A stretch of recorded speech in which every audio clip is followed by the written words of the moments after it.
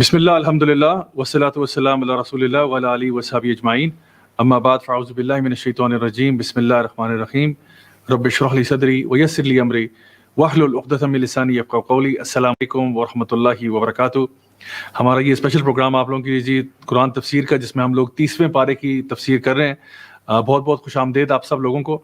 آج ہم جس سورہ کو کور کریں گے وہ سورہ الاعلیٰ ہے، اور سورہ الاعلیٰ کے بارے میں سٹارٹنگ میں یہ بات آپ سے کہنا چاہوں گا کہ یہ مجھے بہت پسند ہے سورہ، اور اس کی ایک وجہ یہ بھی ہے کہ یہ نبی کریم صلی اللہ علیہ وسلم کو سورہ بہت پسند تھی۔ یہ مکی سورہ ہے، اور نبی کریم صلی اللہ علیہ وسلم کی کئی روایات ملتی ہیں جس سے پتہ چلتا ہے کہ آپ صلی اللہ علیہ وسلم یہ جمعے کا جب نماز پڑھاتے تھے تو اس میں یہ سورہ کی تلاوت کی جاتی تھی، عید کی نماز میں یہ سورہ پڑھی جاتی تھی، حتیٰ کہ جب رات کو انسان وطر پڑھتا ہے تو اس میں بھی اس کی تلاوت کیا کرتے تھے۔ اور اس کا جو معنی ہے، اس کا جو مفہوم ہے وہ بہت ہی خوبصورت ہے، اور اسی لیے میں سمجھتا ہوں کہ جمعے کے دن اس کو پڑھنا، خاص طور پہ جب نبی کریم صلی اللہ علیہ وسلم جمعے کی جب جماعت کراتے تھے، تو اس کا فائدہ یہ کہ جو اس کے اندر لیسنز ہیں وہ بار بار ہمیں ریپیٹ پہ سننے کو ملیں تاکہ ہم اپنی اصلاح کر سکیں۔ تو انشاءاللہ ہم اس کا آغاز کرتے ہیں جی۔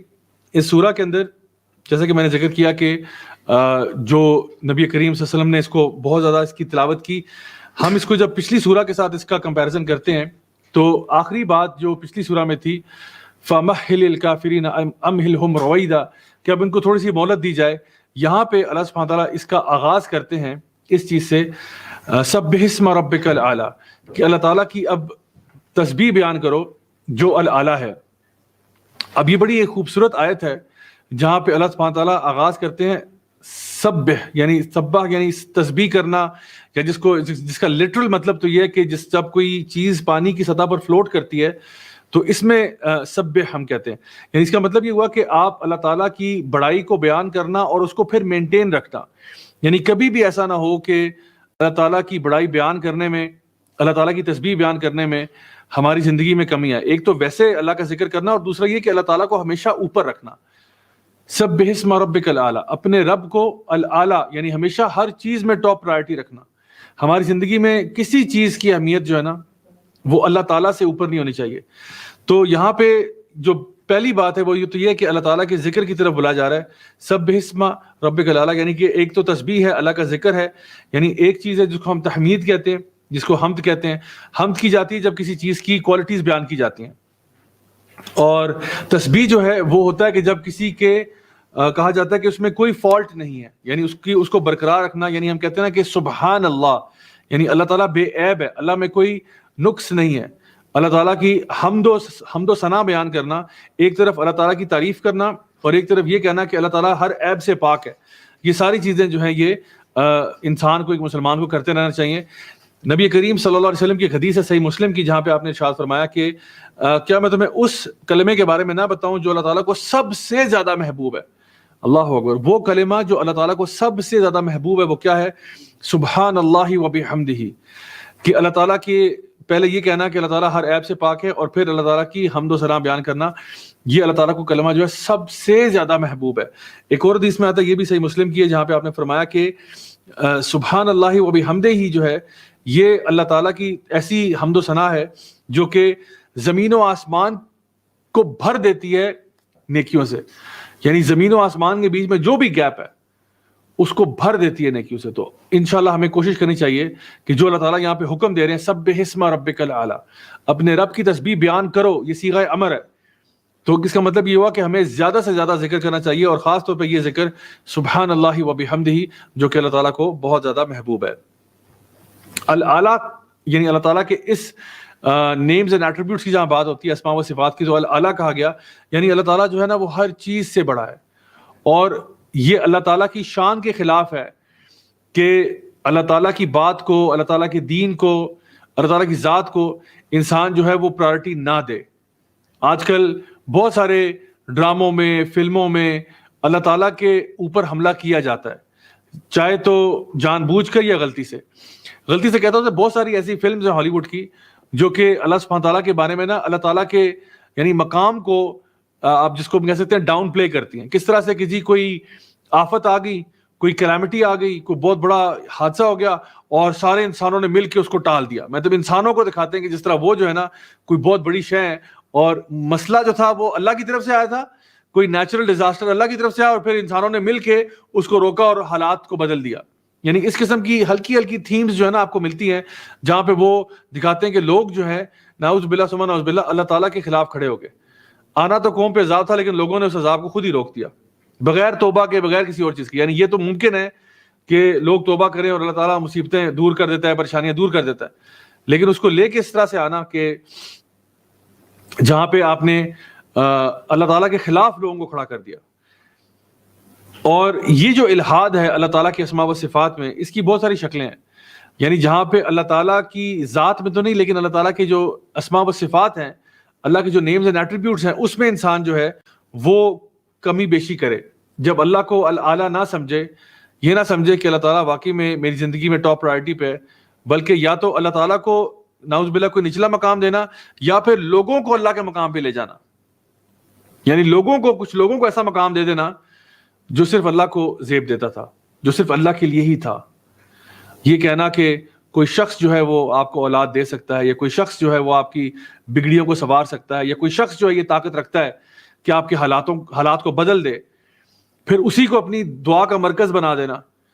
یعنی یہ ساری چیزیں وہ ہیں جو انسان کو شرک کی طرف لے جاتی ہے. اور اللہ تعالیٰ پہلی اس آیت میں ارشاد فرماتے ہیں سبح اسم ربک الاعلی, اللہ تعالیٰ کی تسبیح بیان کرتے رہو. یعنی کہ اللہ تعالیٰ الاعلیٰ ہے, سب سے اوپر اللہ ہے. یہاں پہ رب بھی کہا گیا اللہ تعالیٰ کو, سبح اسم ربک الاعلی, تمہارا رب جو ہے. یعنی کہ یہ تو جانو کہ اللہ ہی تمہارا رب ہے, تمہیں دینے والا, تمہیں پرووائڈ کرنے والا, تمہارے پاس آج جو بھی کوالٹیز ہیں وہ سب اللہ کی طرف سے ہیں. تم نے خود یہ کہیں بازار سے نہیں خریدی تھی. آپ دیکھیں, اگر آپ کے پاس اللہ تعالیٰ نے اگر آپ کو ایک نرم دل دیا ہے, اگر اللہ تعالیٰ نے آپ کو انٹیلیجنس دیا ہے, اللہ تعالیٰ نے آپ کو فزیکل اسٹرینتھ دی ہے, تو یہ بازار سے خرید کے لائے تھے ہم کیا؟ نہیں, یہ سب اللہ تعالیٰ نے آپ کو فری میں دی ہیں. جتنی بھی کوالٹیز آپ کے اندر ہے نا, یہ اللہ کی طرف سے گفٹ ہے. اب مرضی آپ کی, آپ ان کو اللہ تعالیٰ کی رضا کے لیے استعمال کرنا چاہتے ہیں, یا آپ ان کو اللہ تعالیٰ کے خلاف کسی کام میں استعمال کرنا چاہتے ہیں, مرضی آپ کی ہے. لیکن یاد رکھو یہ جتنی بھی خصوصیات ہیں یہ اللہ کی طرف سے دی ہیں, کیونکہ اللہ تمہارا رب ہے. سبح اسم ربک الاعلی. اچھا, اب ہم آگے دیکھتے ہیں کہ اللہ جو اعلیٰ ہے وہ اپنی ذات میں بھی اعلیٰ ہے. یعنی اللہ سبحانہ وتعالیٰ قرآن مجید میں ارشاد فرماتے ہیں الرحمن علی العرش استوى, جو الرحمن ہے, جو تمہارا رب ہے, وہ اپنے عرش پر مستوی ہو گیا. اللہ تعالیٰ اپنے عرش پر ہے, ہاں اپنے علم کے ساتھ ہمارے دلوں کے حال بھی جانتا ہے. اللہ تعالیٰ ہر چیز کو جانتا ہے, ہر چیز پر اللہ کی نظر ہے. اللہ تعالیٰ السمیع ہے, البصیر ہے, لیکن اپنی ذات کے اعتبار سے الرحمن علی العرش استوى, وہ اپنے عرش پر ہے. اور یہ چیز جو ہے یہ ہمیں یہ بھی بتاتی ہے, بہت ساری آیات قرآن مجید کی جو بتاتی ہیں کہ تنزل الملائکہ, یا قرآن کا نازل ہونا کہاں, اوپر سے نیچے چیزیں آ رہی ہیں. اور اسی طرح سے دعائیں ہماری اوپر کی طرف جاتی ہیں. انسان جب دعا کرتا ہے تو ہاتھ اوپر کرتا ہے. پھر وہ ساری احادیث پہ ہمارے سامنے جہاں پہ آتا ہے کہ اللہ تعالیٰ جو ہے وہ تہجد کا جو وقت ہوتا ہے اس پہ وہ سما دنیا پہ آتا ہے اور پوچھتا ہے کہ کوئی ہے مجھ سے مانگنے والا جس کو میں عطا فرماؤں, کوئی ہے بخشش طلب کرنے والا جس کو میں معاف کر دوں. تو یہ ساری چیزیں ہمیں بتاتی ہیں کہ اللہ تعالیٰ جو ہے وہ الرحمن علی العرش استوى, اللہ تعالیٰ اپنے عرش پر ہے. کیسے ہے واللہ عالم, اللہ بہتر جانتا ہے. ہمیں یہ پتہ ہے جو اللہ نے قرآن میں کہہ دیا بس وہ ہم بات مانتے ہیں. باقی اس کی ہم نہ تو تعویلیں کرتے ہیں, نہ اس کے بارے میں کچھ اور اپنی رائے قائم کرتے ہیں. ہم یہ کہتے ہیں کہ اللہ نے جو کہہ دیا قرآن مجید میں وہ ہمارے لیے بالکل کافی ہے. اچھا, اسی طرح سے ہم یہ دیکھتے ہیں کہ آگے اللہ تعالیٰ ارشاد فرماتے ہیں, یعنی یہ کہنے کے بعد کہ سبح اسم ربک الاعلی الذی خلق فسوى, وہ اللہ ہی تو ہے جس نے تجھے پیدا کیا, فسوى, اور پھر تجھے پرپورشن کر دیا, تجھے پرفیکٹ کر دیا. یعنی خلق سے یہاں مراد ہے کہ کسی چیز کو پیدا کرنا, جس طرح ایک انسان گھر بناتا ہے. فسوى کیا ہے کہ اس گھر کے اندر ڈیکوریشن کرتا ہے, اس گھر کے اندر بیوٹیفیکیشن کرتا ہے, اس کے اندر پینٹ کرواتا ہے, اس کے اندر ڈفرنٹ چیزیں لگواتا ہے. تو ایک تو ہے اللہ نے تمہیں پیدا کیا اور پھر فسوى, تمہیں پرفیکشن کے ساتھ فارم کر دیا, جیسے تمہاری شکل ہے, جیسا تمہارا قد کاٹ ہے, جیسے تمہارے اندر کوالٹیز اور ایٹریبیوٹس ہیں, یہ سب اللہ تعالیٰ نے پیدا کیا. صرف یہ نہیں کہ انسان کا مجسمہ بنا کے کھڑا کر دیا, نہیں, الذی خلق فسوى, پیدا بھی اسی نے کیا اور پھر پروپورشن بھی اسی نے کیا. والذی قدر فہدی, اس نے ہر چیز کی مقدار بھی تعین کر دیا اور ہدایت بھی دے دی ہر چیز کو. اب یہ بڑی پاورفل آیت ہے اور بڑی ڈیپ آیت ہے, اس کو بہت زیادہ ایکسپینڈ کیا جا سکتا ہے. یعنی قدرہ کا مطلب یہ ہے کہ ہر چیز کی ایک مقدار ہونا, ہر چیز کی ایک ڈیسٹینیشن ہونا, اس کی ایک ڈیسٹنی کو بیان کر دینا, ٹھیک ہے, اس چیز کا تعین کرنا اور پھر گائیڈ کرنا. فہدہ یعنی اس کو گائیڈ کیا. گائیڈ کہاں سے ہوا؟ بچہ چھوٹی عمر سے جب ماں کے پیٹ میں وہ جو ہے نا بڑھ رہا تھا اور اس کے بعد جب وہ پیدا ہو گیا پھر اس کے خوراک کا بھی بندوبست کر دیا, وہاں پہ بھی اس کو ہدایت دے دی, اس کی جو ضروریات تھی وہ بھی پوری ہو گئیں. پھر وہ جب بڑا ہوا اس کو یہ ہدایت دی کہ وہ کمائے گا کیسے, کھائے گا کیسے, اپنے آپ کا خیال کیسے رکھے گا. پھر اس کو فیملی عطا فرمائی, فیملی کے ساتھ اس نے مزید اپنی فیملی میں اضافہ کیا, اس کی اسپرچل نیڈس کا بھی خیال رکھا, اس کے لیے بھی ہدایت فرما دی. یعنی ہر اعتبار سے جو جو چیز انسان کی ہدایت کے لیے اس کے لیے ریکوائرڈ ہو سکتی ہے وہ سب کچھ اللہ تعالیٰ نے پرووائڈ کر دیا. نہ صرف انسان کے لیے بلکہ اللہ تعالیٰ نے باقی بھی جانوروں کے لیے, چرند پرند سب کے لیے یہ معاملہ کیا کہ ان کو والذی قدر فہدی, یعنی ان کو ایک مقدار میں, ایک چیز میں, ایک پیرامیٹر میں پابند بھی کیا اور پھر ان کو ہدایت بھی دے دی جس طرف بھی ان کو ہدایت دینی تھی. مثلا ایک سانپ ہے نا, اب سانپ کی تقدیر کیا ہے یا مقدار کیا ہے کہ سانپ زہریلا ہوتا ہے, یعنی زیادہ تر سانپ پوائزنس ہوتے ہیں. اور شیر کی کیا کوالٹی ہے کہ شیر جو ہے وہ بہادر ہوتا ہے. شیر آپ کو ڈرپوک شیر نہیں ملے گا, شیر آپ کو بہادر ہی ملے گا. اسی طرح سے انسان جو ہے وہ یہ ہے کہ وہ زمین پہ چلتا ہے, وہ آسمانوں میں اڑ نہیں سکتا. ٹھیک ہے, تو یہ ساری چیزیں اللہ تعالیٰ نے ہر چیز جو ہے نا اس کو ایک لمٹس میں رکھا ہوا ہے. والذی قدر فہدی, ہر چیز کی اپنی ایک لمٹ ہے جو اللہ نے ڈیفائن کر دیا, اور پھر اللہ تعالیٰ نے ان کو ہدایت دے دی جس طرف بھی اللہ تعالیٰ نے ان کو ہدایت دینا چاہا. جیسے ایک گائے کا یعنی بچڑا پیدا ہوتا ہے نا, تو وہ بچڑا جو ہے نا وہ پیدا ہوتے ہی گھاس کی طرف جاتا ہے, وہ وہاں سے کیڑے مکوڑا نہیں کھانا شروع کر دیتا. یہ اللہ نے اس کو ہدایت دی ہے کہ وہ گھاس ہی کھاتا ہے. کسی اور نیچرل جو ہے نا ڈاکومنٹری جب ہم دیکھتے ہیں اس میں زیبرا کا بچہ اگر پیدا ہوا ہے تو وہ سیدھا ماں کا دودھ جا کے پیتا ہے, وہ جا کے کسی گوشت کو نہیں کھانا شروع کر دیتا. اللہ تعالیٰ نے ہر شے کو پیدا کیا اس کی اپنی لمیٹیشنز کے ساتھ, اور اس کو ایک ڈیسٹنی دے دی کہ اس کو پتا ہے, اس کے اندر ایک چیز ڈال دی, اس کو ہدایت دے دی کہ اس نے کس طرف جانا ہے. اور یہ چیز ہمارے ساتھ بھی ہے کہ اللہ تعالیٰ نے ہمیں بھی ہدایت دی ہر اعتبار سے, ہماری جو گروتھ اینڈ ڈیولپمنٹ ہے وہاں پہ بھی, اور ہماری اسپرچل گروتھ کے لیے بھی اللہ تعالیٰ نے ہمیں ہدایت دے دی کہ ہم نے کس طرح سے لائف گزارنی ہے. تو یہ چیزیں ہمیں نظر آتی ہیں کہ یہ جو ریویلیشن کا پروسیس ہے یہ بھی ایک مقدار کے ساتھ آیا, یعنی 23 سال لگے ریویلیشن کو نیچے آنے میں. والذی قدر فہدی, اس اعتبار سے بھی اللہ تعالیٰ نے ہمیں ایک درجہ بدرجہ قرآن نازل ہوا, سٹیج بائی سٹیج نازل ہوا, اور پھر وہ ہماری ہدایت کا بہت بڑا ذریعہ بنا. اور اس میں کیا ہوتا ہے کہ انسان جو ہے وہ اپنے آپ کو تزکیے کے اندر لے کے آتا ہے, اپنی اصلاح کرتا ہے, اپنے آپ کو خیر کی طرف لے کے آتا ہے اور ایک اچھا مسلمان بنتا ہے. تو اللہ سبحانہ تعالیٰ یہاں پہ مختلف انداز میں یعنی بہت ساری چیزیں اس کے اندر آ جاتی ہیں اس ایک آیت کے اندر کہ جس طرح اللہ تعالیٰ نے ہمیں ڈفرینٹ راستے دکھائے. جیسے اللہ تعالیٰ فرماتے ہیں وَهَدَيْنَاهُمْ نَجْدَيْنِ, ہم نے تمہیں 2 راستے دکھا دیے, اب یہ بھی ہمارے اوپر ہے کہ اس میں سے کون سا راستہ ہم نے چوز کرنا ہے. تو ہر اعتبار سے اللہ تعالیٰ نے ہماری ہدایت کا سامان جو ہے وہ پورا رکھا ہوا ہے. آگے فرمایا وَالَّذِي أَخْرَجَ الْمَرْعَى, اور اللہ سبحانہ تعالیٰ جو ہے اس میں سے پھر کیا نکالتا ہے, یعنی اس میں سے اخرج المرعى, اس میں سے پیسچریج نکلتی ہے, یعنی اس میں سے جو بھی ہمارا چارہ وغیرہ ہے وہ نکلتا ہے زمین میں سے. سو اللہ تعالیٰ نے یہ بھی پیدا کر دیا ہمارے لیے, اور ہمیں نظر آتا ہے, ہمارے ایکسپیرینس میں آتا ہے کہ جب کسی زمین کے اوپر بارش پڑتی ہے اس میں سے مختلف قسم کا چارہ نکلتا ہے یا غلہ نکلتا ہے یا کوئی قسم کا اناج نکلتا ہے یا پھل یا پھول نکلتے ہیں. اس کے بعد کیا ہوتا ہے, آگے اللہ تعالیٰ فرماتے ہیں کہ یعنی والذی اخرج المرعى فجعله غثاء احوا, اور پھر اس کے بعد وہ کالا کوڑا بن جاتا ہے, یعنی جل کے راکھ ہو جاتا ہے, تباہ ہو جاتا ہے. یعنی جو بھی چیزیں فصلیں آتی ہیں وہ پھر کچھ عرصے کے بعد ختم بھی ہو جاتی ہیں. سو یہاں پہ اللہ سبحانہ تعالیٰ ایک زندگی اور موت کا منظر ہمارے سامنے پیش کر رہے ہیں کہ جس طرح اللہ تعالیٰ اس چیز پر بالکل قادر ہے کہ زمین جو کہ بیرن زمین ہوتی ہے اس میں سے پھل نکلنا شروع ہو جائیں, پودے نکلنا شروع ہو جائیں, اور پھر کچھ عرصے کے بعد وہ مرجھا جاتے ہیں اور تمہیں نظر آتا ہے کہ وہ تباہ و برباد ہو گئے. تو بالکل اسی طرح سے انسان جو اپنی لائف میں جب وہ گرو کرتا ہے, اپنی اسٹرینگتھ کی, اپنی حسن کی پیک پہ آتا ہے, اس کے بعد پھر اس کا گراف جو ہے وہ آہستہ آہستہ نیچے جاتا ہے, آہستہ آہستہ وہ کمزور ہو جاتا ہے, نہ وہ اسٹرینگتھ رہتی ہے نہ وہ طاقت رہتی ہے, اور پھر انسان اپنی بزرگی کی ایج میں پہنچ جاتا ہے جب وہ بڑھاپے میں پہنچتا ہے, اور پھر بجائے کہ یہ کہ دوسروں کی خدمت کرتا, اب اس کو ضرورت ہے دوسروں کی, یعنی لوگ اس کا سہارا بنتے ہیں. تو یہ ایک پروسیس ہے لائف کا جو ہمیں نظر آتا ہے, اور ہمارے لیے جو لوگ عقل مند لوگ ہیں, جو سمجھدار لوگ ہیں, ان کے لیے اسی میں بہت بڑی عبرت ہے کہ وہ روز اپنے سامنے زندگی اور موت کو دیکھتے ہیں, روز اپنے سامنے سائیکل, اس سرکل آف لائف کو دیکھتے ہیں کہ چیزیں پیدا ہوتی ہیں پھر مر جاتی ہیں, پیدا ہوتی ہیں اور مر جاتی ہیں. اللہ سبحانہ تعالیٰ فرماتے ہیں کہ غصہ ان احوا کے یہ چیزوں کو ہم لوگوں نے یعنی ایسا بنا دیا جس کو کوڑا بن جاتی ہے. آگے فرمایا سنقرئک فلا تنسى، سو ہم آپ کو سنقرئک ہم آپ سے قرات کروا دیں گے، ہم آپ سے ریسیٹیشن کروا دیں گے تاکہ آپ اس کو بھولیں گے نہیں. یعنی یہ نبی کریم صلی اللہ علیہ وسلم سے کہا جا رہا ہے کہ آپ یعنی کہ بعض جگہ پہ قرآن میں بھی آیا یہ بات کہ آپ اس کو یاد کرنے میں جلدی نہ کریں، یہ ہمارے اوپر ہے کہ ہم آپ کو یہ یاد کروا دیں گے اور آپ اس کو نہیں بھولیں گے. آپ جب اور یہ نبی کریم صلی اللہ علیہ وسلم کے لیے بڑی خاص بات تھی کہ آپ قرآن مجید کو یاد کر لیتے اور آپ کو اس میں زیادہ مشقت اور محنت نہ کرنی پڑتی. یعنی اللہ سبحانہ تعالیٰ نے یہ ذمہ داری اپنے اوپر لے لی. سنقرئک فلا تنسى، آگے فرمایا الا ما شاء اللہ، سوائے وہ جو اللہ تعالیٰ چاہے گا وہ نکل جائے گا، وہ آپ بھول سکتے ہیں. مثلاً کہ یعنی کبھی کبھار نبی کریم صلی اللہ علیہ وسلم نماز میں کچھ بھول جاتے، اسی لیے سجدہ سہو کا ہمارے پاس کانسیپٹ آیا کہ اگر انسان سے بھول ہو جاتی ہے تو وہ کیا کرے اس معاملے میں. اسی طرح سے کچھ ایسی آیات بھی ہیں جو ایبروگیٹ ہو گئیں، سنقرئک فلا تنسى الا ما شاء اللہ، کچھ ایسی آیات ہیں جو ایبروگیٹ ہو گئیں. اسی طرح سے جب جو شراب کے بارے میں احکامات آئے وہ پہلے احکامات کچھ ڈفرینٹ تھے. پہلے یہ تھا کہ جی اس میں خیر اور شر ہے، ٹھیک ہے. بعد میں آیا کہ جی نماز کی طرف نہ جایا کرو نشے کی حالت میں. پھر آخر میں آ گیا کہ یہ شیطان کے کاموں میں سے کام ہے، ان کو بالکل چھوڑ دو، فجتنبوہ، پھر اس سے اپنے آپ کو بچا کے رکھو، دور رکھو اپنے آپ کو اس سے.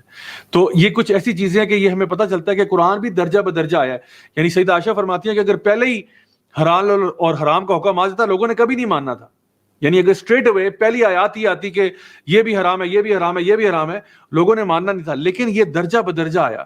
جس طرح ہم نے یعنی ایک چارے کی بات کی کہ چارہ اگا اور پھر ختم ہوا، بالکل اسی طرح سے اللہ تعالیٰ فرماتے ہیں کہ ہم نے لوگوں کو ہدایت کا معاملہ کیا ان کے لیے، فقدر فہدی.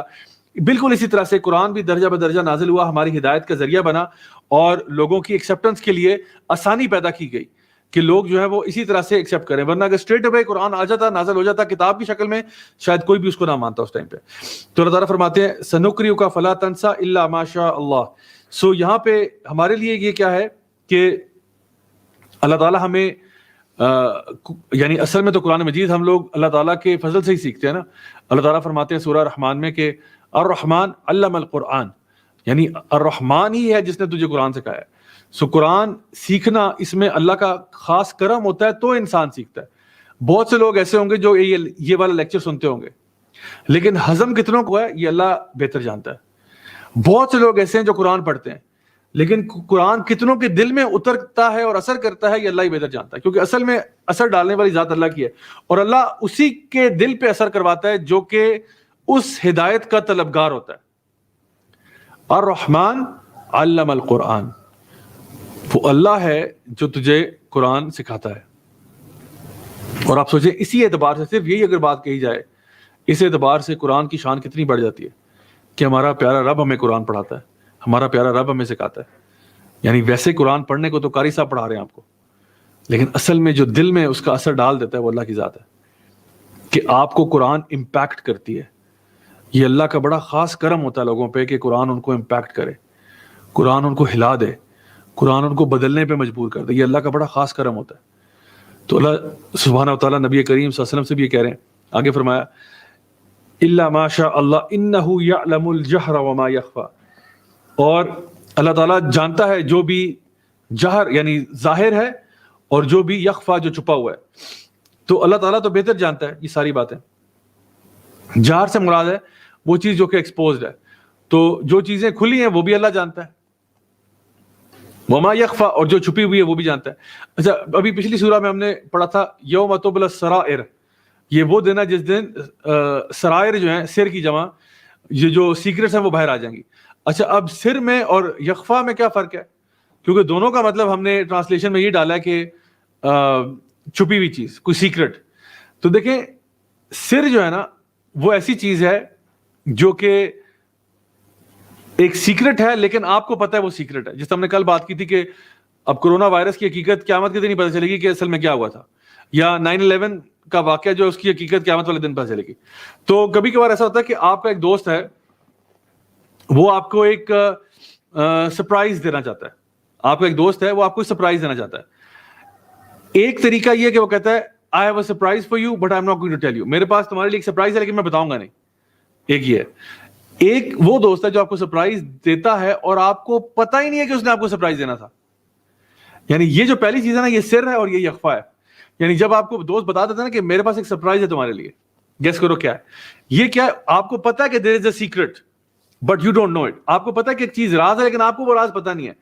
ایک کیس میں دوست آپ کو بتاتا ہی نہیں ہے کہ اس نے آپ کے لیے سرپرائز رکھا ہوا ہے, اور وہ بس گھر آ کے آپ کو سرپرائز دے دیتا ہے. تو یہ کیا ہے؟ یہ وہ چیز تھی جو کہ یخفا تھی, آپ کو پتا ہی نہیں تھا کہ اس نے کیا سوچا ہوا تھا, آپ کو پتا ہی نہیں تھا کہ یہ آپ کو سرپرائز دینا چاہ رہا تھا. اللہ سبحانہ وتعالیٰ فرماتے ہیں کہ انہ یعلم الجہر وما یخفا, اللہ تعالیٰ وہ جانتا ہے جو کہ ظاہر ہے اور جو کسی کو وہم و گمان میں بھی نہیں پتا نا کہ وہ چیز چھپی ہوئی ہے, اللہ کو وہ بھی پتا ہوتی ہے.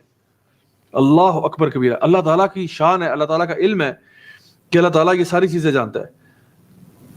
وَنُيَسِّرُكَ لِلْيُسْرَى, تو فرمایا کہ پھر ہم آسان کر دیں گے تمہارے لیے آسان راستہ.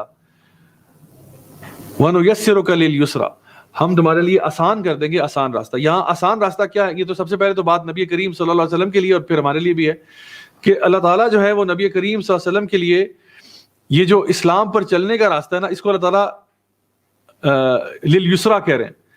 یہ آسان راستہ, یعنی دین پر چلنا آسان ہے. آسان کس طرح سے ہے کہ آپ کے لیے آسانیوں کا باعث بنتا ہے, آپ کے لیے آسانیوں کا باعث بنتا ہے. جب انسان ساروں کے آگے سجدے چھوڑ کے بس ایک رب کے آگے سجدہ کر لیتا ہے نا, تو وہ ریلیکس ہو جاتا ہے, وہ سکون کی حالت میں آ جاتا ہے. اس کی لائف میں سے نا ٹینشن ڈپریشن ایسا ایسا نکل جاتی ہے, کیونکہ وہ یہ بات جان جاتا ہے کہ اللہ میرے ساتھ ہے. اس کو پتہ ہے یہ دنیا ویسی عارضی ہے, اس کو پتہ ہے اس کا فوکس جنت کی طرف ہے. تو دنیا میں جو مشکلیں پریشانیاں آتی ہیں وہ ان کے ساتھ ڈیل کر لیتا ہے, کہتا ہے یار یہ ویسی عارضی سی چیز ہے, پرماننٹ تو ہے نہیں. تو اس لیے اللہ تعالیٰ فرماتے ہیں ہم تمہارے لیے آسان کر دیں گے آسانی والا راستہ. میں خود آپ کو بتا سکتا ہوں کہ دین میں آنے کے بعد نا بہت سی چیزیں ایسی ہوتی ہیں جو اللہ تعالیٰ آپ کے لیے واقعی میں آسان کرتا ہے.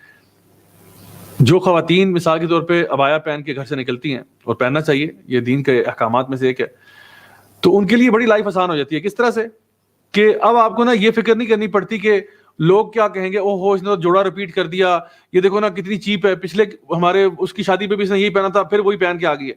عبایا آپ پہن لیں, نیچے جو بھی پہنا ہوا ہے نو بڈی فرینکلی کیئرز نا, ٹھیک ہے. تو آپ بہت ساری مشکلوں سے باہر نکل آتے ہیں. اسی طرح سے دین کے اندر بہت سارے ایسے احکامات بھی ہیں کہ جہاں پہ آپ جب دین کو فالو کرتے ہیں نا تو اللہ تعالیٰ اس میں آپ کے لیے آسانی کر دیتا ہے. پہلے آپ بہت زیادہ کنسرن تھے کہ ہاں لوگ کیا کہیں گے, یہ کیا ہوگا, وہ کیا ہوگا. اب آپ کی ٹوٹل کنسرن بن جاتی ہے بس اللہ میرے بارے میں صحیح خیال رکھے, اللہ کے فرشتے مجھ سے راضی ہوں, اللہ مجھ سے راضی ہو, بس میں یہی چاہتا ہوں کہ اللہ تعالیٰ میرا ذکر اپنے فرشتوں میں کیا کرے. مجھے لوگوں سے کوئی غرض نہیں ہے, لوگ اچھا کہیں برا کہیں کہتے رہیں, ایز لانگ ایز میں ایک اچھا مسلمان ہوں الحمدللہ میں خوش ہوں. تو اللہ تعالیٰ واقعی میں نا آپ کو بڑا مینٹلی ریلیکس کر دیتے ہیں. جب انسان دین پہ چلتا ہے الحمدللہ اس کے لیے بڑا ایک ریلیکسنگ بات ہوتی ہے. ورنہ باقی ساری دنیا جو ہے وہ تو ریٹ ریس میں لگی ہوئی ہے. ہر بندہ کمپٹیشن, الہاکم التکاثر حتی زرتم المقابر. لوگ جو ہے وہ کمپٹیشن میں لگے ہوئے ہیں, ایک بندہ دوسرے سے کبھی اس کے پاس گاڑی کیوں آ گئی, میرے پاس کیوں نہیں آئی, فلاں نے بنگلہ لے لیا میں نے کیوں نہیں لیا, فلاں نے یہ کر لیا ہوگا. ہر بندہ کمپٹیشن میں لگا ہوا ہے, ریٹ ریس. ایک فیمس امریکن آتھر تھی, انہوں نے کہا کہ the problem with the rat race is that even if you win you are still a rat. یعنی ریٹ ریس کا مسئلہ یہ کہ اگر آپ ریٹ ریس جیت بھی جانا پھر بھی آپ ریٹ ہیں, کیونکہ آپ کا فوکس ہی آپ کا ویژن ہی کوئی نہیں. اتنے چھوٹے آدمی, آپ اتنے چھوٹے انسان ہیں, آپ بس یہ دنیا کے پیچھے لگے ہوئے تھے, ٹکڑوں کے پیچھے تم بھاگ رہے تھے, جب اللہ نے تمہارے لیے جنت کا وعدہ کر رکھا تھا. تو انسان تھوڑا غور کرے کہ واقعی میں جب وہ اسلام پہ آتا ہے نا تو اللہ تعالیٰ اس کے لیے بڑی آسانیاں کرتے ہیں, اور یہ آپ کی اسٹیٹ آف مائنڈ ہوتی ہے. دس از اے اسٹیٹ آف مائنڈ. اللہ تعالیٰ جو آپ کے دل و دماغ میں سکون ڈال دیتا ہے. آگے فرمایا فذکر ان نفعت الذکر, تو پھر لوگوں کی یاد دہانی کرواؤ شاید اس سے فائدہ ہو. فذکر ان نفعت الذکر, یعنی اگر اس یاد دہانی سے فائدہ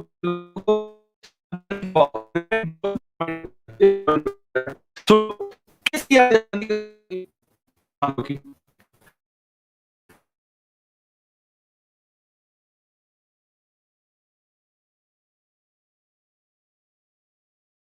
کون ہے, آخرت کیا ہے, جزا اور سزا کا معاملہ ہوگا, یہ بتانا ہے. تو پوری انسانیت کو قرآن مجید کے ذریعے یہ بتانا ہے کہ اللہ کون ہے, اور تمہیں اللہ تعالیٰ کی بات ماننی چاہیے. یہ ہے فذکر ان نفعت الذکر. تو کیا ذکر جو ہو رہا ہے, یہ جو ریمائنڈر ہے, یہ بینیفٹ کرے گا؟ یقیناً کرے گا. کس کو کرے گا؟ سیذکر من یخشی ویتجنبها الاشقی. یہاں پہ طرف یہ بات ارشاد فرماتا ہے کہ یہ اس کو بینیفٹ کرے گا من یخشا, جو ڈرنے والا ہے. اللہ اکبر. یعنی اس مٹی پر اثر دے گی جو مٹی زرخیز ہوگی. وہ بندہ ریسیو کرے گا جس کا دل جو ہے نا وہ اللہ تعالیٰ کی خشیت میں ہوگا, وہ تو قبول کرے گا. جو ایک اچھا ڈیسنٹ انسان ہے, اللہ سے ڈرنے والا, جس کے اندر ایک گاڈ کانشیسنس ہے, وہ تو یہ جو نا ریمائنڈر لے لے گا. اور جس کا جو ایک کہتے ہیں کہ بدبخت ہے, وہ اس کو ریجیکٹ کرے گا. سَيَذَكَّرُ مَن يَخْشَىٰ وَيَتَجَنَّبُهَا الْأَشْقَىٰ.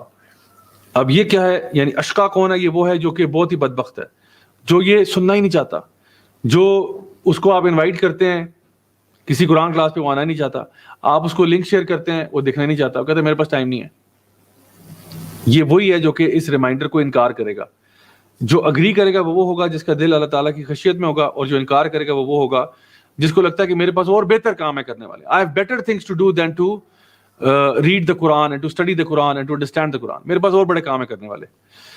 الذی یصلی النار الکبریٰ, اللہ تعالیٰ فرماتے ہیں کہ اس کو پھر نار الکبریٰ جو ہے, بڑی آگ جو ہے, اس میں پھینک دیا جائے گا. یعنی یہ وہ لوگ ہیں جو بدبخت لوگ ہیں جو کہ اللہ تعالیٰ کے ذکر سے بھاگتے تھے, ان کو بڑی آگ میں پھینکا جا رہا ہے. ثم لا يموت فیہا ولا یحیا, نہ وہ وہاں پہ مرے ہوئے ہوں گے اور نہ وہ زندہ ہوں گے. یہ ایک عجیب حالت ہے جہنم کی آگ کے اندر کہ جہاں پہ انسان کا جسم جلتا ہے, پھر دوبارہ سے ریکریٹ ہوتا ہے. پورا جسم جل جاتا ہے, پھر دوبارہ سے کھال واپس آتی ہے, پھر جلتا ہے, پھر واپس آتی ہے. یعنی کہ ثم لا يموت فیہا ولا یحیا, یعنی آپ میں سے ایک شخص ان کو دیکھے گا, آپ کو کہ یار یہ تو مرا ہوا ہے, پھر آپ کو کہ نہیں ویٹ کرو, نہیں یار زندہ ہے زندہ زندہ ہے, اچھا نہیں مرا ہوا ہے, نہیں زندہ ہے.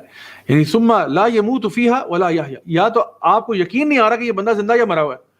کین یو امیجن وہ کس قسم کی اسٹیٹ ہوگی انسان کی, کہ آپ کو لگتا ہے کہ انسان جھلس گیا ہے آگ میں, آپ کہتے تو مر گیا یار, پھر آپ کو وہ ہلتا ہوا نظر آتا ہے, نہیں زندہ ہے, پھر آپ دیکھتے وہ جھلس کے رہ گیا, پھر آپ کہتے نہیں یار ابھی زندہ ہے, رکو ہل رہا ہے زندہ ہے. اللہ اکبر کبیرہ. کتنا یعنی اللہ تعالیٰ آپ کو نا کھول کے واضح کر کے چیزیں بتا رہے ہیں کہ شاید کسی کو نصیحت مل جائے, شاید کوئی بندہ اس سے عبرت لے لے اور کہ یار میں نے اس طرح کا نہیں بننا. آگے فرمایا, اب یہ جو آیات آ رہی ہیں یہ اس سورت کا پورا کرکس ہے. قد افلح من تزکا وذکر اسم ربہ فصلی, کامیاب ہو گیا وہ جس نے اپنا تزکیہ کر لیا. قد افلح من تزکا وذکر اسم ربہ فصلی, اور اس نے اللہ کو یاد کیا, اپنے رب کو کے نام کو یاد کیا اور نماز پڑھی. یہ اس پوری سورہ کا اصل میں کرکس ہے کہ تو پھر آپ کیا کرو. یعنی یہ ساری جو باتیں اللہ تعالیٰ بیان کر رہے ہیں وہ کیوں کر رہے ہیں؟ اس لیے کہ یقیناً وہ کامیاب ہوگا. قد افلح, وہ فلاح پا جائے گا جو اپنا تزکیہ کر لے گا, اپنے نفس کو صاف کرے گا. اللہ سبحانہ تعالیٰ یہ افلح جو ہے نا, یا فلاح یا مفلحون, یہ کون لوگ ہوتے ہیں؟ یہ وہ لوگ نہیں ہوتے جو کہ راتوں رات کامیاب ہو گئے. یہ وہ لوگ ہوتے ہیں جو محنت کرتے ہیں. فلاح کہتے ہیں فارمر کو, کسان کو کہتے ہیں عربی زبان میں. تو فلاح کیوں کہتے ہیں؟ کیونکہ وہ محنت کرتا ہے نا, بیج لگاتا ہے, محنت کرتا ہے, کھیتی باڑی کرتا ہے, ہل چلاتا ہے, سب کچھ کرتا ہے, پھر کہیں جا کے 6 مہینے بعد اس کی فصل نکلتی ہے. تو وہ یہ نہیں ہوتا کہ راتوں رات جو ہے نا وہ فصل نکل آئی اور وہ کامیاب ہو گئے, نہیں. فلاح کو محنت کرنی پڑتی ہے. اس لیے قد افلح من زکاہا, یعنی تزکیہ کرنا یہ ایک پروسیس ہے. یہ نہیں کہ بس اچیو ہو گیا اور ختم ہو گیا, نہیں, یہ ایک پورا پروسیس ہے جو آپ کو کرنا پڑتا ہے. اللہ سبحانہ تعالیٰ فرماتے ہیں قرآن مجید میں سورۃ البقرہ میں, جہاں پہ فرمایا الف لام میم ذالک الکتاب لا ریب فیہ ھدی للمتقین, ٹھیک ہے, تقویٰ والوں کے لیے ہدایت ہے.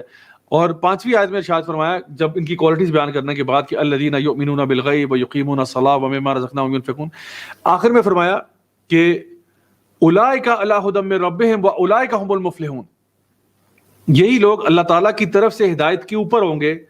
واولئک ھم المفلحون, اور یہی تو مفلحون ہے, یہی تو فلاح پانے والے لوگ ہیں جو اللہ کی توحید کو برقرار رکھتے تھے, جو لوگ نمازیں پڑھتے تھے, اللہ کی راہ میں خرچ کرتے تھے, آسمان سے جو نازل کردہ اسکرپچر تھا اس پر ایمان لاتے تھے, آخرت پر یقین رکھتے تھے. یہ وہ لوگ تھے جو کنسسٹنسی کے ساتھ یہ کرتے رہے, اور یہ لوگ پھر مفلحون ہو گئے, یہ فلاح پانے والے ہو گئے. تو اصل میں چیز کیا ہے؟ اپنا تزکیہ کر لینا, اپنے نفس کو برائیوں سے پاک کرنا. یعنی 2 لفظ ہوتے ہیں, ایک ہوتا ہے تصفیہ, ایک ہوتا ہے تزکیہ. تصفیہ ہوتا ہے یعنی اگر ایک ٹیبل ہے نا جو کہ جس کا گلاس ٹاپ ہے, ایک ٹیبل جس کا گلاس ٹاپ ہے, اس کے اوپر اگر کوک گر جائے, کوک یا پیپسی, تو اس کو صاف کرنا آسان ہوگا مشکل ہوگا؟ آسان ہوگا نا، کیونکہ گلاس کا ٹاپ ہے، آپ نے ٹیشو لیا، آپ نے بس صاف کر دیا، 1 سیکنڈ میں صاف ہو جائے گا. لیکن اگر یہی کوک یا پیپسی کسی ایسے ٹیبل پہ گرے جس کے اوپر ٹیبل کلاتھ پڑا ہوا تھا، ایک موٹا سا ٹیبل کلاتھ تھا، اب اگر اس پہ کوک پیپسی گر گئی ہے تو یہ ٹیشو پیپر ہے تو صاف نہیں ہوگا، اس کو اب آپ کو جا کے صابن سے ڈٹرجنٹ سے اچھی طرح واش کرنا پڑے گا. یہ جو ٹیبل کی صفائی ہے نا صرف سرفیس پہ سے، اس کو تصفیہ بولتے ہیں، صفائی، تصفیہ. اور تزکیہ ہوتا ہے جب اس کو کسی چیز کو رگڑ رگڑ کے صاف کیا جاتا ہے، یعنی پراپر طریقے سے اس کو ڈٹرجنٹ صابن سے دھویا جا رہا ہے. یعنی جو تزکیہ ہے نا، انسان کے دل کے اوپر کبھی کبھار نا ایک نقطہ پڑتا ہے، وہ گناہ کرتا ہے نا، نقطہ پڑ جاتا ہے. اگر فوراً سے وہاں توبہ کر لینا تو فوراً سے صفائی ہو جائے گی، تصفیہ ہو جائے گا. لیکن کبھی کبھار کیا ہوتا ہے، انسان کا جو گناہ ہے نا، وہ نقطہ اس کے پورے دل کو بھی لپیٹ لیتا ہے اور اندر تک جڑیں پکڑ لیتا ہے. اب اس کا ہوگا جناب والا تزکیہ. قد افلح من تزکا وذکر اسم ربہ فصلی، اب ہوگا اس کا تزکیہ. اور اسی لیے فرمایا کہ جو تزکیہ کرے گا وہ کامیاب ہوگا. اپنے اندر سے غیبت کو باہر نکالو، اپنے اندر سے نفرتوں کو باہر نکالو، اپنے اندر سے حب الدنیا کو باہر نکالو. یہ ہمارے جڑیں پکڑ لی ہیں اس نے ہمارے دلوں کے اندر. اپنے اندر سے حسد کو باہر نکالو، بغض کو باہر نکالو. یہ ساری کی ساری سوشل ایولز ہیں، spiritual diseases of the heart. یہ وہ بیماریاں جنہوں نے ہمارے دلوں کے اندر نا جڑیں پکڑی ہوئی ہیں. تو ان کو جڑ سے اکھاڑنا پڑے گا، تزکیہ کرنا پڑے گا. اس پروسیس میں لگ جائیں کہ میں نے اپنے اندر سے ان عیبوں کو نکالنا ہے، میں نے ایک ہمبل انسان بننا ہے، میں نے ایک نیک انسان بننا ہے جو اندر سے بھی ہمبل ہے، باہر سے بھی ہمبل ہے. صرف لوگوں کے دکھاوے کے لیے نہیں، میں نے ایک واقعی میں اچھا انسان اور اچھا مسلمان بننا ہے. قد افلح من تزکا وذکر اسم ربہ فصلی. اور تزکیہ کرنے کا ایک بہت بڑا ذریعہ کیا ہے کہ اپنے رب کو یاد کرنا بار بار اور نماز پڑھنا. ان الصلاۃ تنہی عن الفحشاء والمنکر ولذکر اللہ اکبر. نماز تمہیں فحشی اور منکر سے روکے گی. اگر صحیح طریقے سے نماز پڑھی جائے نا، وہ آپ کو فحشی اور منکر سے روکتی ہے. تو اللہ سبحانہ تعالیٰ نے جو فارمولا بتایا نا تزکیہ کرنے کا، ایک فارمولا وہ یہ ہے، اللہ کو کثرت سے یاد کرنا. جو اللہ تعالیٰ کو ہر وقت یاد رکھتا ہے وہ کیسے گناہوں کی طرف جائے گا؟ اس کو ہر وقت یاد آئے گا کہ بھئی اللہ مجھے دیکھ رہا ہے، میں کیوں گناہ کروں، اللہ مجھے دیکھ رہا ہے. اللہ کو پسند نہیں ہے کہ میں یہ کام کروں. تو جو اللہ تعالیٰ کو بار بار یاد رکھے گا، ہر وقت اس کی زبان پہ سبحان اللہ، الحمدللہ، اللہ اکبر، لا الہ الا اللہ چلتا رہے گا، وہ ہر وقت اسی حالت میں رہے گا کہ بس میں نے اللہ کو ناراض نہیں کرنا، میں نے وہی کام کرنے جو اللہ کو محبوب ہے. اور جو نماز پڑھے گا وہ ویسے ہی فحشی اور منکر سے دور ہو جائے گا. تو اللہ سبحانہ تعالیٰ یہاں پہ جو چیز بیان کر رہے ہیں وہ یہ ہے کہ ہر انسان جو ہے وہ اپنا تزکیہ کا پروسیس شروع کرے. آگے فرمایا بڑا دکھ ان اگلی آیات میں، بل تؤثرون الحیات الدنیا والآخرۃ خیر وابقی. لیکن کیا کریں، تو پھر بھی دنیا سے محبت زیادہ کرتا ہے. بل تؤثرون الحیات الدنیا، تیرے لیے حیات الدنیا جو ہے، دنیا کی زندگی جو ہے وہ پریفریبل ہے، تو پھر بھی دنیا کو پسند کرتا ہے. والآخرۃ خیر وابقی، حالانکہ آخرت جو ہے وہ خیر والی بھی زیادہ ہے اور باقی رہنے والی بھی زیادہ ہے.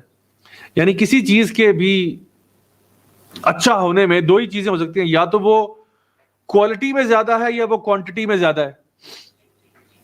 آپ نے کوئی چیز بازار سے لینی ہے، یا وہ چیز کوانٹٹی میں زیادہ ہوگی تو آپ لیں گے، ٹھیک ہے، پرائس وہی ہے، کوانٹٹی زیادہ مل رہی ہے، یا پھر آپ کہیں گے نہیں اس کی کوالٹی بہتر ہے اس لیے میں لے رہا ہوں. فار ایگزامپل، چونکہ رمضان کا مہینہ چل رہا ہے اور یہ رمضان کے مہینے ہونے کے ساتھ ساتھ ایک سموسوں کا مہینہ بھی ہے، تو سموسوں کی مثال دے دیتے ہیں آپ کو. امیجن کریں کہ آپ کے پاس 100 روپے ہے، آپ کو پتا چلا کہ کہیں پہ دو دکانیں دونوں سموسے والے ہیں، ایک چھوٹے سموسے بیچتا ہے، ایک بڑے سموسے بیچتا ہے. جو چھوٹے سموسوں والا ہے وہ 100 روپے کے 10 سموسے دیتا ہے، ٹھیک ہے، ویسے کہہ رہا ہوں آج کل مہنگائی ویسے بہت زیادہ ہے، لیکن لیٹ سپوز کہ 100 روپے کے وہ 10 سموسے دیتا ہے، ٹھیک ہے. اچھا، تو کوانٹٹی دیتا ہے. ایک اور ہے جو ساتھ والا، وہ 100 روپے کے 2 ہی دیتا ہے، بڑے سموسے لیکن 100 روپے کے 2 دیتے ہیں، اور وہ ہے بھی بہت اچھے، بہت زبردست قسم کی اس کے اندر انگریڈینٹس ہیں اور بہت اچھے بنے ہوتے ہیں. تو کبھی آپ کا موڈ کیا، آپ دوستوں کو لے کے جا رہے تھے، آپ نے کہا یار آج وہ نا 100 روپے کے 10 ٹھیک ہیں، کیونکہ دوستوں میں نے بانٹنے تو زیادہ لے لیتے ہیں، سب کو میں دے دوں گا. تو اس دن آپ کو وہ پروڈکٹ بہتر لگا کہ it will be a better use of my money, right. تو وہاں پہ آپ نے کوانٹٹی کو پریفر کیا.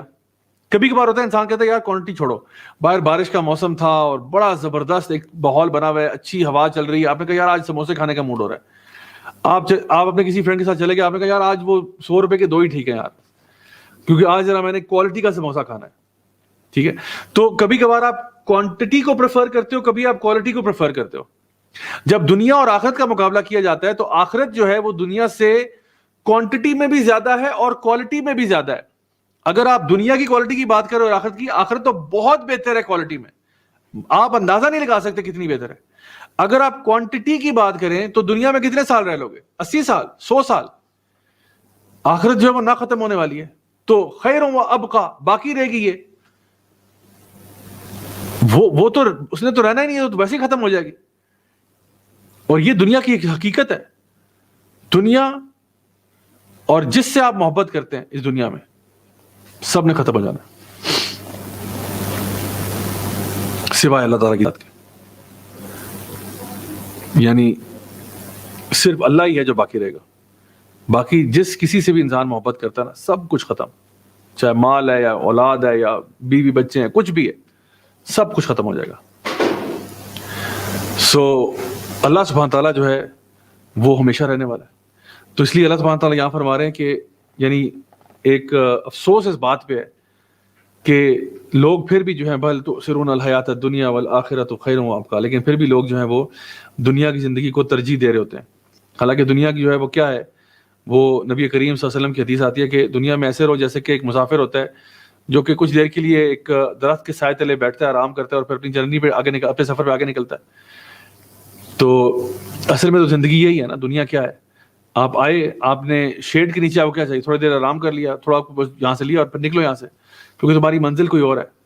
ہم بھی, دنیا ہمارا آخری ٹھکانہ نہیں ہے. دنیا صرف ایک ٹرانزٹ ہے, جہاں سے گزرنا ہے آپ نے, اور یہاں سے کیا اکٹھا کرنا ہے. جیسے درخت کے سائے تلے آرام مل گیا, تھوڑا سا دیر ریسٹ کر لیا, ریلیکس ہو گئے. دنیا میں آئے, ہم نے اعمال اکٹھے کرنے, نیک اعمال اکٹھے کرنے, زیادہ سے زیادہ نیکیاں. چاہے آپ قرآن کلاس اٹینڈ کر کے جو ہے اکٹھی کر لیں, یا روزہ رکھ کے کر لیں, یا قیام اللیل کر کے کر لیں, یا جس طرح بھی کر لیں, نیکیاں اکٹھی کرو. خاص طور پہ رمضان کے مہینے میں جہاں پہ لوٹ سیل لگی ہوئی ہے, جتنی نیکیاں اکٹھی کرنی کر لو. تو یہ اصل حقیقت تو دنیا کی یہ ہے. اور ایونچولی جب انسان اپنی دنیا میں پہنچے گا, یعنی نبی کریم صلی اللہ علیہ وسلم کی حدیث ایسے ہی جو ہے نا, اس میں سے سنن ترمذی میں سے آپ نے فرمایا یقیناً یہ دنیا جو ہے یہ ملعون ہے. دنیا از کرسڈ, یعنی دنیا بھی کرسڈ ہے اور جو کچھ اس میں سب کچھ ہی کرسڈ ہے, سوائے کس کے؟ ذکر اللہ, اللہ کے ذکر کے, اور جو بھی اس کے ساتھ منسلک چیزیں, جو اللہ کے ذکر کے ساتھ منسلک چیزیں, اور ایک عالم, دین کا علم سکھانے والا, اور اس کا طالب علم. بس یہ 3-4 چیزیں ہیں جو کہ کچھ خیر ہے ان کے اندر. باقی سب کچھ ہی جو ہے وہ ایسا ہے جس میں برکت نہیں ہے. اور نبی کریم صلی اللہ علیہ وسلم کی وہ بھی احادیث ہمارے سامنے ہے جہاں پہ آپ نے کمپیئر کیا دنیا کو کہ اللہ تعالیٰ کے نزدیک نا یہ مچھر کے پر کے برابر بھی نہیں ہے. کہ ایک اور روایت میں فرمایا کہ یہ ایک مری ہوئی بکری جو ہے, جو کسی بیماری سے مر گئی تھی, اس سے بھی زیادہ حقیر یہ اللہ کی نگاہوں میں. تو دنیا جو ہے نا یہ کوئی چیز ہے نہیں جس کے پیچھے لوگ بھاگ رہے ہیں, لوگ اس کے پیچھے دیوانے ہوئے ہیں, اور یعنی ہر طرح کا کارنر کٹنگ کر رہے ہیں. مطلب ہر بندہ دنیا کے حصول کے لیے جو ویسی ہی عارضی ہے, ویسی ادنا سی چیز ہے, اس کے پیچھے لوگ اپنا دین ایمان بیچ رہے ہیں. لوگ اپنے تعلقات خراب کر رہے ہیں, اپنے فیملی ممبر سے قطع تعلقیاں کر رہے ہیں, صلہ رحمی کو چھوڑ رہے ہیں, ہر طرح کا فراڈ کر رہے ہیں, ہر طرح کی کرپشن کر رہے ہیں. کیوں؟ تاکہ دنیا مل جائے. حالانکہ بل تؤثرون الحیات الدنیا والآخرۃ خیر وابقیٰ, دنیا کچھ بھی نہیں ہے جو کہ آخرت کی ہے, اللہ تعالیٰ نے جو تمہارے لیے سنبھال کے رکھی ہے. تو لگتا یہ کہ لوگوں کا نا بالکل جسے کہتے ہیں نا قبلہ ہی غلط ہوا ہوا ہے, لوگوں کا پرائرٹیز غلط ہے. اللہ تعالیٰ آگے فرماتے ہیں ان ھذا لفی الصحف الاولی, یہ وہی چیز ہے جو پچھلی صحیفوں میں بھی تھا. یہ مطلب کوئی نئی بات نہیں ہے. یہ جو بات ہے کہ یعنی دنیا عارضی ہے, ٹھیک ہے, دنیا جو ہے وہ دارالقرار نہیں ہے. وما الحیات الدنیا الا متاع الغرور, یہ کوئی نئی بات نہیں ہے, یہ پہلے انبیاء نے بھی یہی دعوت دی ہے, ٹھیک ہے. ان ھذا لفی الصحف الاولی, یہ پچھلے اسکرپچرز میں بھی یہی بات تھی, اور قیامت کے دن آ کے رہے گا, یہ بھی سب کو پتہ ہے, سب نے یہی بات کی ہے. اور جنت ہے اور جہنم ہے, یہ بھی سب کو پتہ ہے, جو اللہ تعالیٰ نے سورہ میں ذکر کیا. اور یہ کہ کامیابی کا طریقہ جو ہے, کامیابی کا راستہ جو ہے وہ یہ ہے کہ انسان اپنا تزکیہ کرے, اللہ تعالیٰ کا ذکر کرے, نماز کو قائم کرے. یہ بھی کوئی نئی بات نہیں ہے, یہ بھی ساری بات پرانی ہے.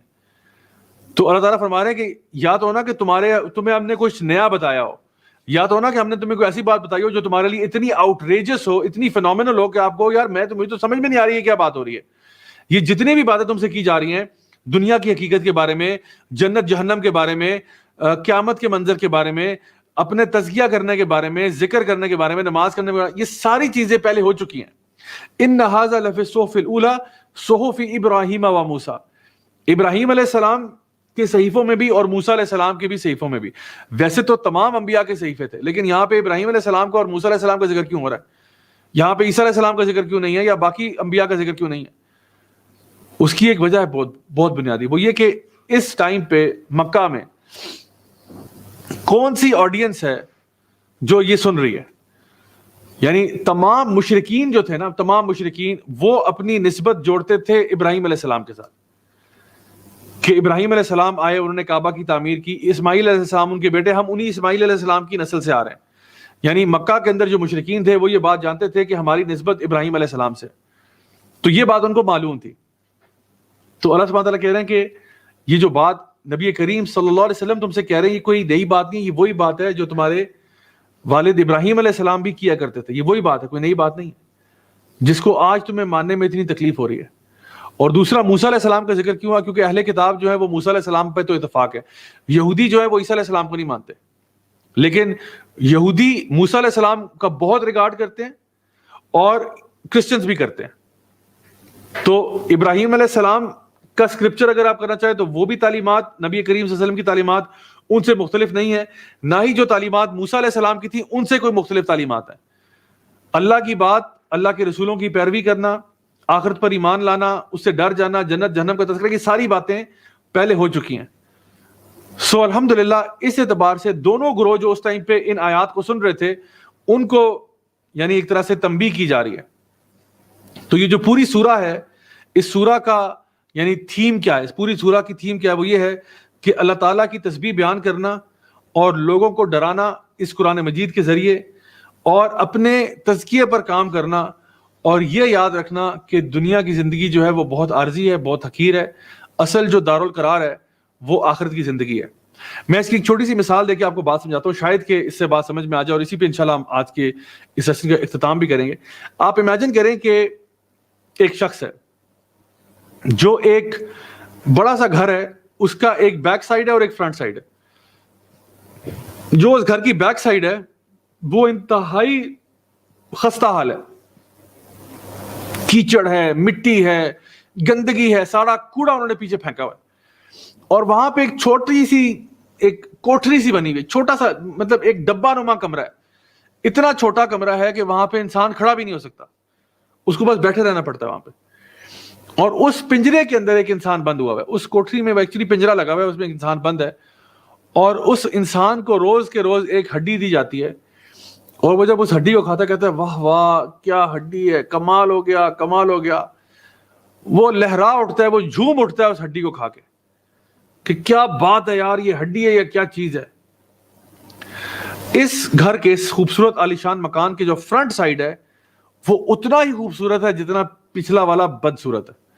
سامنے بڑے بڑے باغ ہیں, خوبصورت باغ, اتنے دور تک باغ جا رہے ہیں جہاں تک انسان کی آنکھ جا سکتی ہے.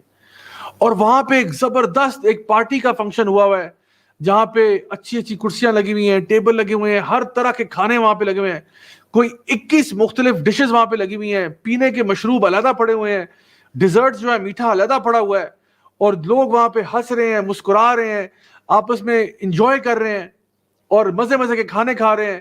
ان کے لیے انٹرٹینمنٹ کا سامان وہاں پہ پرووائڈ ہوا ہوا ہے, اور بچے وہاں بھاگ رہے دوڑ رہے ہیں. ایک بہت خوبصورت منظر ہے. اور وہ جو شخص ہے جو اس پنجرے میں بند تھا, اس کو صرف 2 سیکنڈ کے لیے کہا جاتا ہے کہ تو ادھر تجھے ذرا باہر کی سیر کرا دیں. اس کو جب یہ فرنٹ سائڈ دکھائی جاتی ہے گارڈن کی, تو کیا وہ حیران نہیں ہو جائے گا؟ کیا وہ اس کے لیے ایک مائنڈ بلوئنگ ایکسپیرینس نہیں ہوگا کہ یہ میں اس پنجرے میں اس کباڑ خانے میں بیٹھا ہوا ایک ہڈی کو چاٹ رہا تھا اور کہہ رہا تھا مجھے سب کچھ مل گیا, اور یہ سامنے لوگ کیا کر رہے ہیں, اتنا انجوائے, اتنی انٹرٹینمنٹ بھی پاسبل تھی, مجھے تو پتہ ہی نہیں تھا. مائی ڈیئر اسٹوڈنٹس, یہ جو میں نے آپ کو مثال دی ہے نا, یہ مثال کچھ نہیں ہے اگر اس کا مقابلہ کیا جائے کہ وہ شخص جو پنجرے میں تھا وہ دنیا میں تھا, اور جو جنت میں اس کا کیا معاملہ ہوگا. جنت کا اور دنیا کا کوئی مقابلہ نہیں ہے. یہ میں نے مثال دی ہے, یہ بہت چھوٹی مثال ہے, بہت حقیر مثال ہے. جنت جو ہے نا وہ نہ کسی آنکھ نے کبھی دیکھی، نہ کان نے سنی، نہ کسی دل نے کبھی تصور بھی کیا کہ جنت کیسی ہے. ہم لوگ سارے اس ہڈی کو چاٹ رہے ہیں، اس دنیا کو چاٹ رہے ہیں ہم. وہ دنیا جو مچھر کے پر برابر بھی نہیں ہے اللہ کے آگے، وہ دنیا جو مری ہوئی بکری سے بھی بدتر چیز ہے اللہ کے نزدیک. اور جس کی تعریف اللہ کر رہا ہے اس کے ہم پیچھے جاتے نہیں ہیں. ساری کی ساری قوم جو ہے نا ہماری، وہ دنیا کے پیچھے بھاگ رہی ہے، اس ٹوٹی پھوٹی ہڈی کو چاٹ رہی ہے، اس دنیا کو چاٹ رہی ہے، اس دنیا کے پیچھے ریس لگا رہی ہے، اس کے پیچھے کمپٹیشن کر رہی ہے، اس کے پیچھے اپنے تعلقات کاٹ رہی ہے، وہ جس کی ویلیو ہی کوئی نہیں ہے. اور جس کی ویلیو ہے اس کے پیچھے کوئی جا ہی نہیں رہا، اس کے پیچھے محنت ہی نہیں. آپ خود سوچیں ہماری پوری زندگی کے اندر ہماری کتنی محنت جو ہے وہ اللہ کے دین کے لیے ہے، جنت کے حصول کے لیے ہے، اور کتنی ہماری محنت دنیا کے حصول کے لیے. ہر بندہ اس ریٹ ریس میں لگا ہوا ہے، بھائی میرے اسکول میں نمبر آ جائیں، میرے کالج میں نمبر آ جائیں، مجھے اچھی جاب مل جائے، مجھے پیسے مل جائیں. پیسے مل جائیں گے تو میں گاڑی لوں گا، بنگلہ لوں گا، کھاؤں گا، پیوں گا، انجوائے کروں گا، عیش کروں گا. بھول گئے کہ والآخرۃ خیر وابقیٰ، آخرت جو ہے وہ بہت بہت بہت بہتر بھی ہے جو یہاں تمہیں مل رہا ہے اس سے، اور ہمیشہ رہنے والی ہے. لیکن پھر بھی انسان کو نہ سمجھ میں آئے تو انسان اس پہ کیا کرے، روئے اور کیا کرے. میں امید کرتا ہوں، میں دعا کرتا ہوں کہ اللہ تعالیٰ ہمیں سمجھ دے، اللہ ہمیں فہم دے کہ اب یہ بات جانیں کہ واقعی میں ہمارے لیے پرائرٹی کیا چیز ہونی چاہیے. میں یہ نہیں کہتا دنیا ایکوائر نہ کرے، کرو ضرور ایکوائر کرو، لیکن خدا را یہ تو سمجھو کہ تمہاری پرائرٹی کیا ہونی چاہیے. اللہ تعالیٰ ہمیں توفیق دے کہ ہم اللہ تعالیٰ کے بتائے ہوئے دین پر چل سکیں، اس پر عمل کر سکیں. اللہ ہم سے خوب نیک کام لے، اللہ ہمیں اپنے نیک بندوں میں شامل کرے، اپنے انبیاء، صدیقین، شہداء، صالحین میں.